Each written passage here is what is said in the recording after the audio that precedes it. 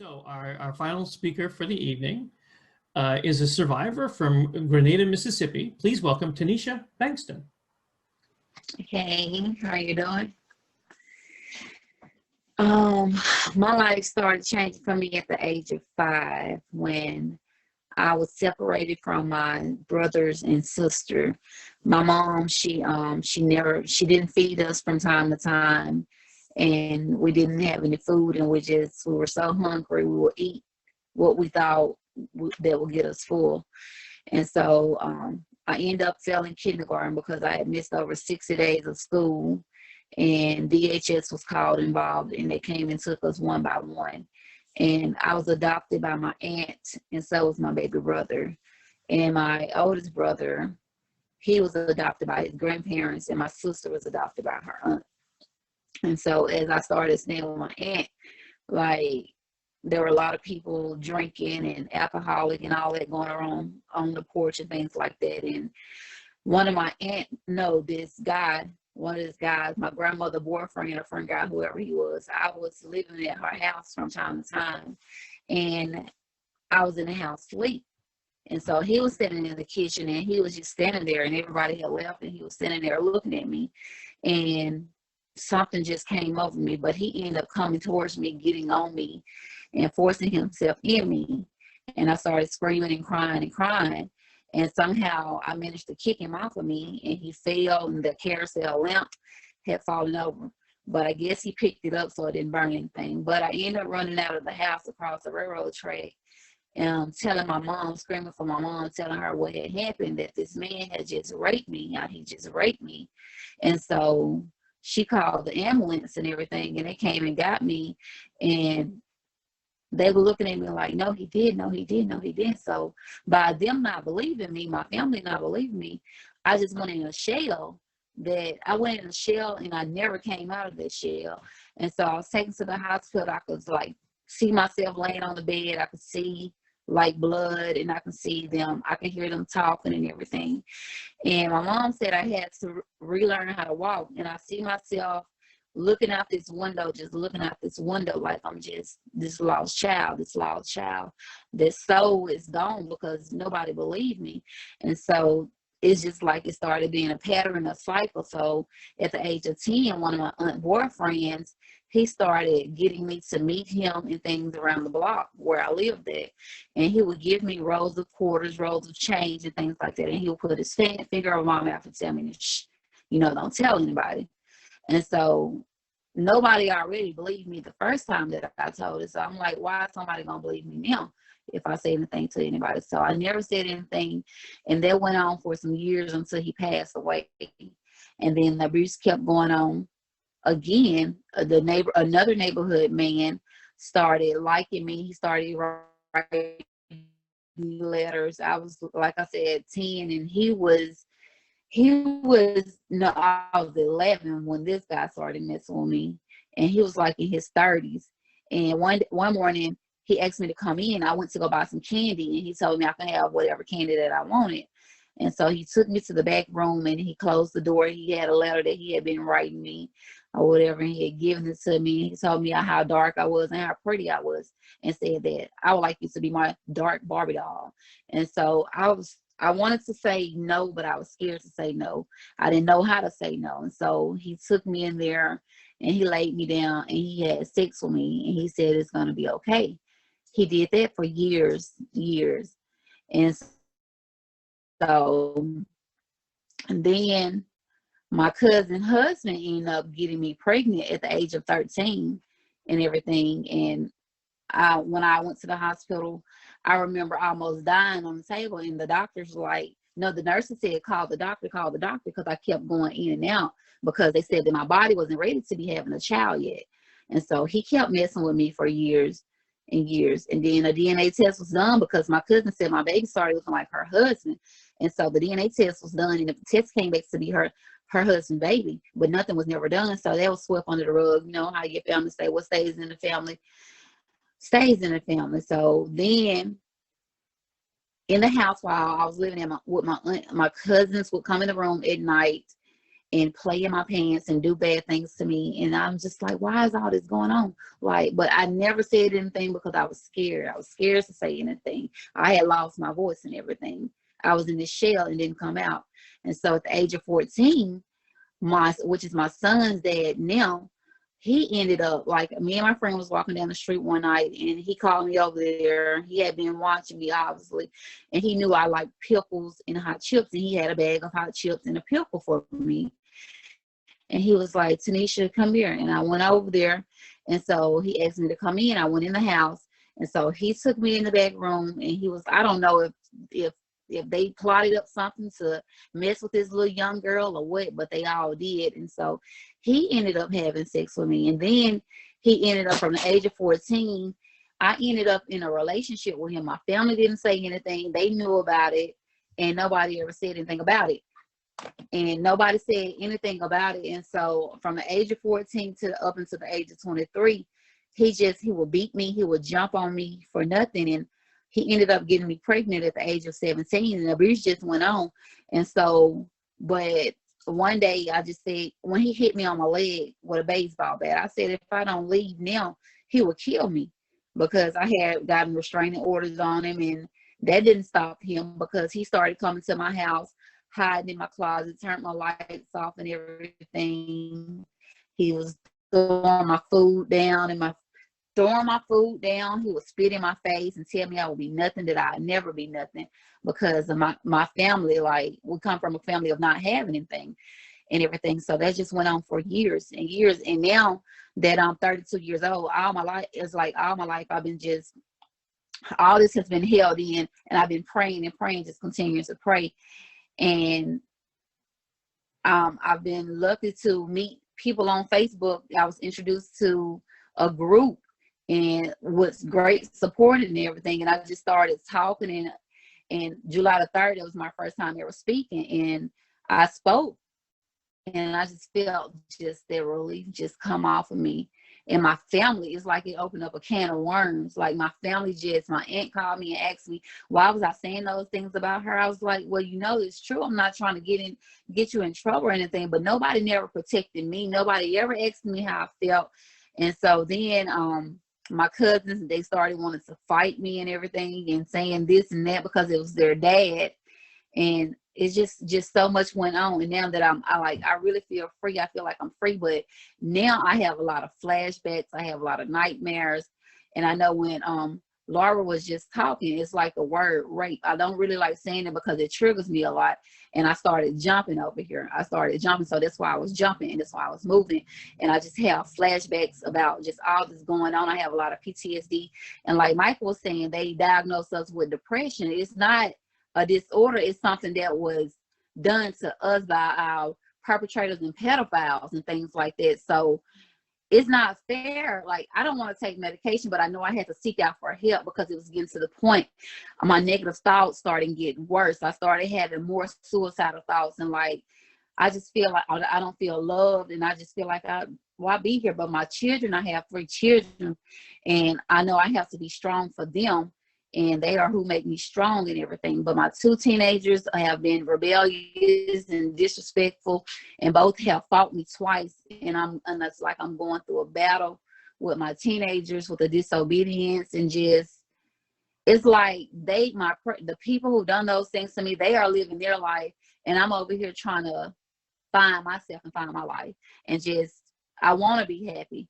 I want to be happy, like Ann said, like, you want to be happy and everything. So I'm trying to find that. Every time I write a lot. And it's like, I would say, Tanisha, let's be happy. But it's like this dark cloud will come over me, and I just get depressed, and I get sad, and I just break out the crying and saying, why me? Why me? Why did these things have to happen to me? Why me? Like, what did I do? I mean, was I a weak one? I always felt weak. Like, why couldn't I say anything? But now, the more I speak and the more I talk about it, it just helps. And I'm sorry if it hurts my family for me opening up and telling my story, but nobody never said, Tanisha asked me, was I okay? Nobody ever protected me. My dad, I feel like he abandoned me when I got pregnant at 13, not because I wanted to get pregnant, but because my cousin husband was having sex with me and got me pregnant. And so by me not aborting my baby, my daddy sent me to live with my aunt. I didn't know what an abortion was at the age of 13, but when the nurse told me what it was, I didn't want to kill my baby. And so I was a child with a child, and 17 with a child, 2 children. I didn't know how to raise a kid. My mom wasn't there. She was in and out of prison all my life. And so I witnessed her get beat by men and things like that. And she just told me that men were taking advantage of her and raping her. And so my mom is bipolar and schizophrenic. And so it did something to her, because I was told that my mom wasn't always the way she is. She was very smart, but she said that those men done things to her. And like, she just, you know, she goes in and out, and she just flips sometime. And then losing my brother when he was 19 to a drug overdose, it just, you know, put more depression on me. And just right now, I don't have my family. I'm not talking to any of them. Like, I have them on block, because they were like threatening me, saying that they want to fight me and things, and calling me crazy and saying that this and saying that about me, when I know I'm not crazy, but I know I want to get over this. And I know my past, it will never go away. It's like I try to bury it, but it's not going away.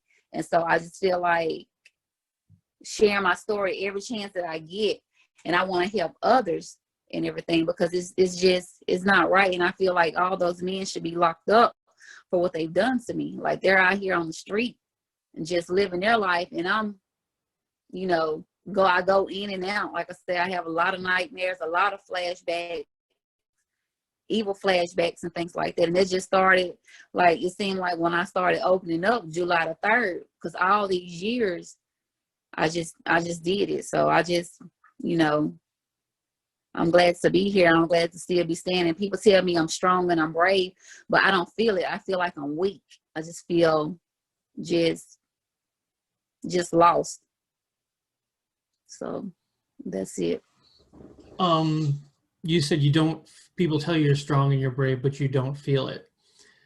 I could tell you, I feel the same way about myself. People tell me I'm strong and I'm brave, but I don't feel it.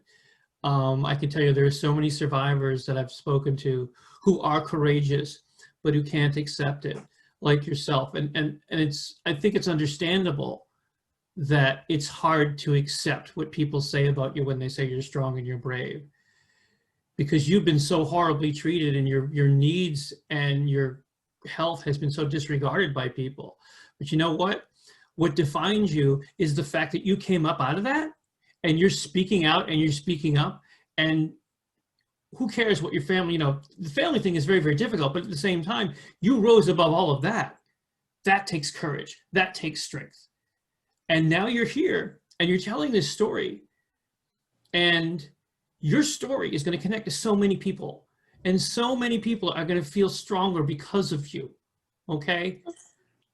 You're a hero. You got to know that you're a hero.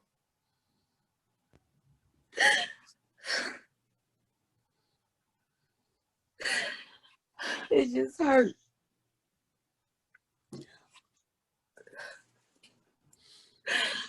I'm sorry, y'all. No apologies necessary. Go in there and sit in.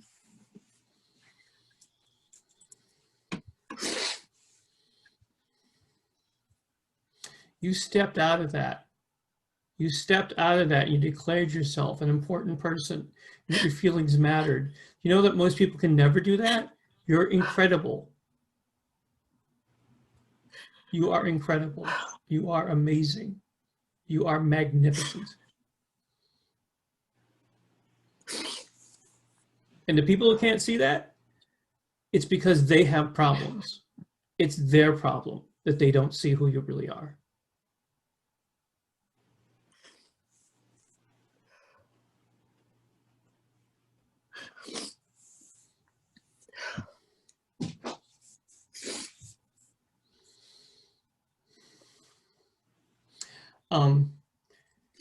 Anne has something she would like to say. Go ahead, Anne. I think that's why this is so important, having things like this, because we can see in other survivors how strong they are and all the amazing things they do. And it's holding a mirror up to us where we've done this, you know, you're doing the same thing that I'm doing, that everybody else is doing. You know, you're amazing, like Michael said. Your story is important. Somebody needs to hear this, and you're going to change that person's life. Michael, you had something you wanted to say? Yes, I do. Thank you. Tanisha, and to everyone on this panel, I felt this many years ago when I started in 1993 on my healing journey, and all the folks I started connecting with and meeting. I truly believe everyone tonight and those attending, you're the unsung heroes of life. We give awards, and rightfully so, to veterans and police officers and firemen, but I mean, what everyone has gone through just sharing tonight, that's just horrible. And you are strong, you are courageous, because you're here sharing and you're trying to make the world a better place. And it does hurt. And, you know, I may be wrong, but I think this stuff is always with us. I can say that now. I'm 66 years old. It's still with me. I don't have the flashbacks anymore. I have emotional flashbacks, but I do still have nightmares nightly. But I have peace and joy in my life. I do. I have found peace and joy. And there are times that it's hard. But you know, earlier tonight I opened up, I talked about what trauma and abuse does to us. It disconnects us. But tonight we're all connecting with one another. And so, Tanisha, every one of you, you know, I think the world of you. My heart was breaking listening to each one of you, and I send you all a hug. You know, you're wonderful, courageous human beings. Thank you for being here, and thank you for sharing. Thank you. Linda, you had something you wanted to say? Oops. Yes, I do. You know, Tanisha, it's just like, you know, what I tried to do in my little puppet show. I mean, I really believe winning in life is just getting up. You know, people have all these big ambitions and all this stuff they put on you, but, you know, for me, getting up and being there another day, I mean, winning, and you're winning. Thank you. On that note, I think we're gonna come to a natural end here. I am so proud of and grateful for all of you. Every time I do one of these things, I come out both emotionally overwrought and stronger. So it's an interesting combination.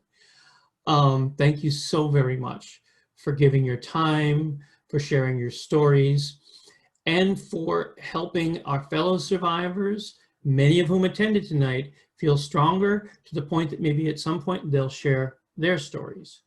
Once again, I want to say this is the last Survivor Stories of 2020, but we're going to keep doing more in the new year.